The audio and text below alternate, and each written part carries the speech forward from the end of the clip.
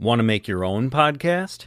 Spotify's got a platform that lets you make one super easy, then distribute it everywhere and even earn money. All in one place for free. It's called Spotify for Podcasters. Here's how it works. Spotify for Podcasters lets you record and edit podcasts right from your phone or computer. So no matter what your setup is like, you can start creating today. Then you can distribute your podcast to Spotify and everywhere else podcasts are heard. Video podcasts are also available on Spotify. With Spotify for Podcasters, you can earn money in a variety of ways, including ads and podcast subscriptions. And best of all, it's totally free with no catch. Ever since I discovered Spotify for Podcasters, I feel like I have an outlet for the creativity and ideas I want to share with the world. I recommend you give it a try. We all have a voice, so share it with the world. Download the Spotify for Podcasters app, or go to spotify.com/podcasters to get started today.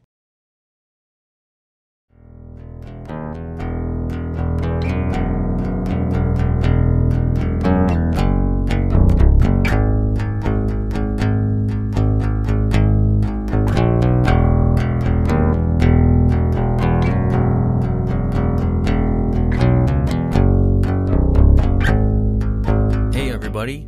Hope you enjoy this mini episode from the Days of Noah podcast, along with Rod Smith from the Millenial Mustard Seed. Be sure to check out his show and give us both a 5-star review. Share it with your family and friends.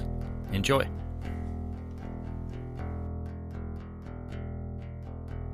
What's up, Pete? We are live and rolling. Yeah, man. We got Rod Smith here from Millenial Mustard Seed. And I'm chilling with Pete from the Days of Noah podcast. And we're just hanging out in the online recording studio world. And we're going to do a really quick question for each other. So, what is the weirdest Bible verse for you to deal with? What is like that one verse that you're always like, what do I do with this? Well, there's probably a few. I would say the ones where if you take them at face value, you become like a word of faith person. You know, you look at that and you go, hey, anything you ask, you know, or I was going through James over and over with a friend, and we were just reading it like repeatedly over a week or two. And there's, you know, if anyone is sick, call the elders, anoint them with oil, and the prayer of faith will save them. It doesn't say may save them or could save them. And I'm like, what does that mean? Is it talking about salvation? Is it talking about healing? So some of those where it's like you almost wish Jesus would have had a little disclaimer, because there's times where footnotes, right? Yeah, there's times where James will have a disclaimer. He'll be like, you know, when he's talking about works and faith, like he'll kind of explain it and you go, oh, that's what he means. And then there's other times where like Jesus will be talking like, if you ask anything in my name, I'm like, okay. You know, James gives the disclaimer, you don't receive because you want to spend it on your desires, you know. Yeah. Just like that, where it's like, I wish they didn't say it like that, you know, that something will happen. Because I understand why people take that and run with it. Wow. Yeah, I love when there's verses that we're just wrestling into, like, oh, what is going on here? Because it really keeps the fire lit in us to just keep digging the gems out of God's word. That's what keeps us interested. The mystery. There's some mystery to it. So that's awesome, man. Yep. Yeah.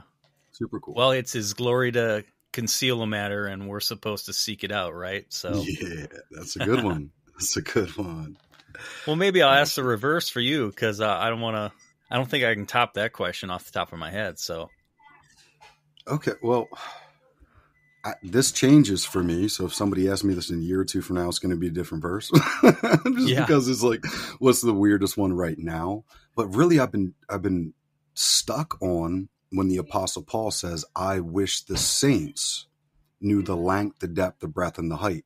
And I've asked a few different people, and I don't ask like as in I'm sold on exactly what your input is. I ask because I'm really genuinely curious about the perspectives of what each person thinks about that, because there's a spectrum. There's a broad band of different insights to what I've heard people say.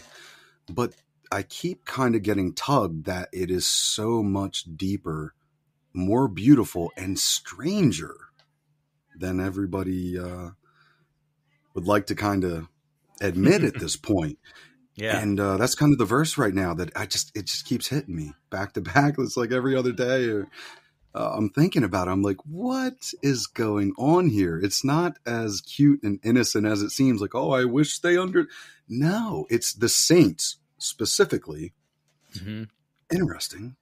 And the length, the depth, and the breadth, and the height. Now, I know that there was an artist. Geez, what was his name? Was it Salvador Dali? Hope I'm not getting the name wrong, but he did. I think so. Yeah, he did a 4-dimensional depiction of Christ on the cross.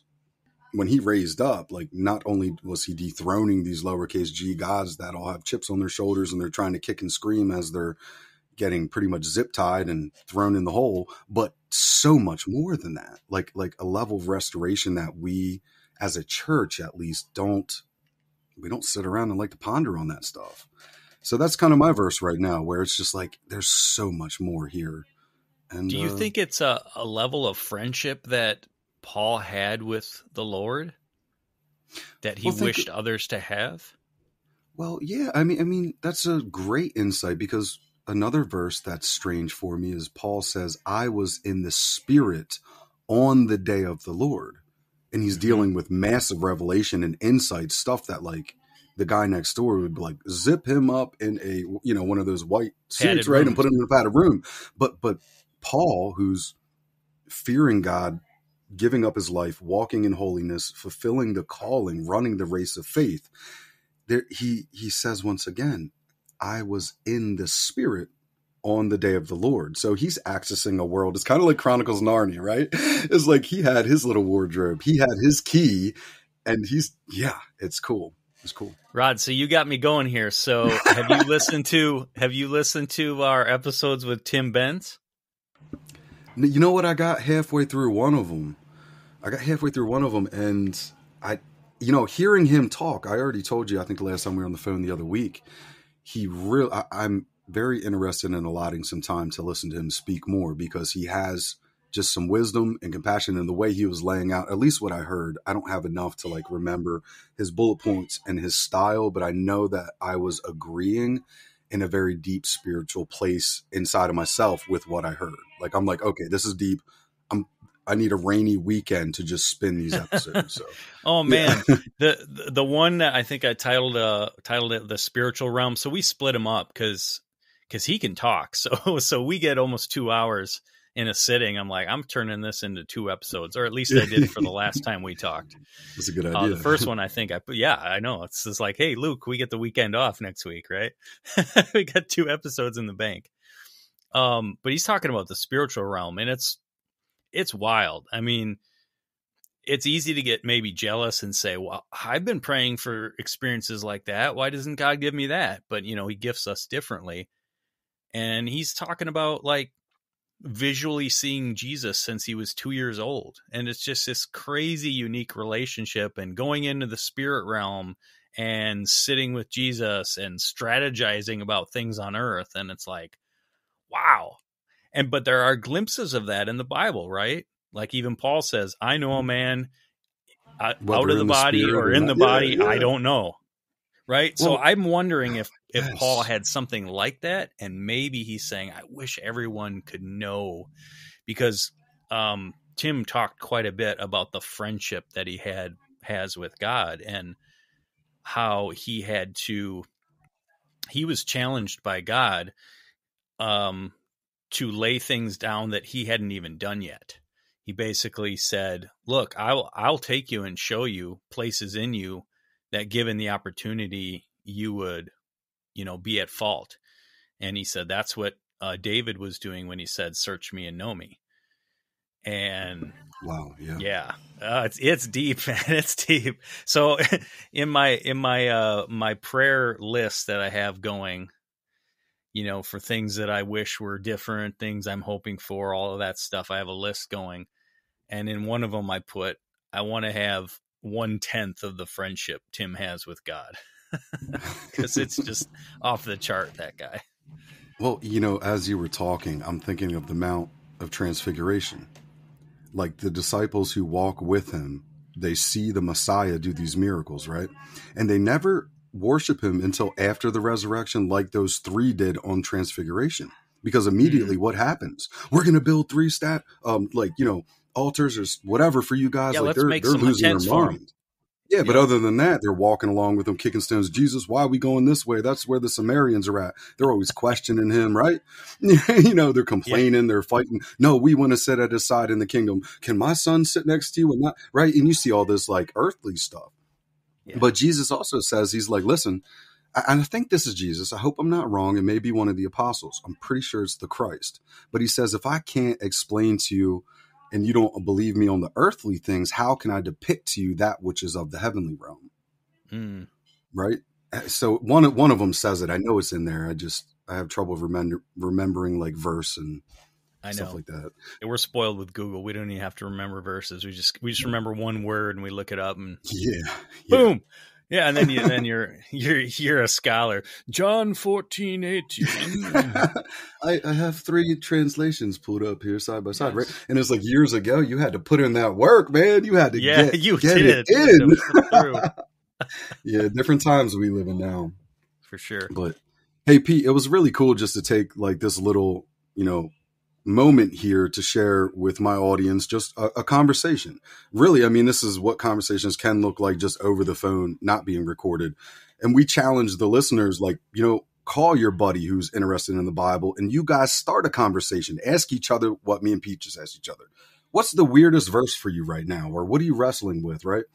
Because we are called to bear each other's burdens, fulfill the law. We are called to spark each other to the jealousy of a good work and just to take an interest in what we're doing. So literally serendipitous. We just are winging this little episode here. And I think that makes sense to share it with you guys and encourage you guys to do the same thing. Pete, last words? Man, right on. That was great. Just off the cuff. I love it.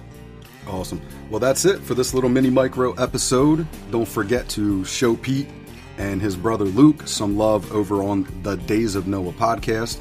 And hey, leave us both that 5-star rating and review. That really helps our shows grow, you guys. That's how we reach more people like us.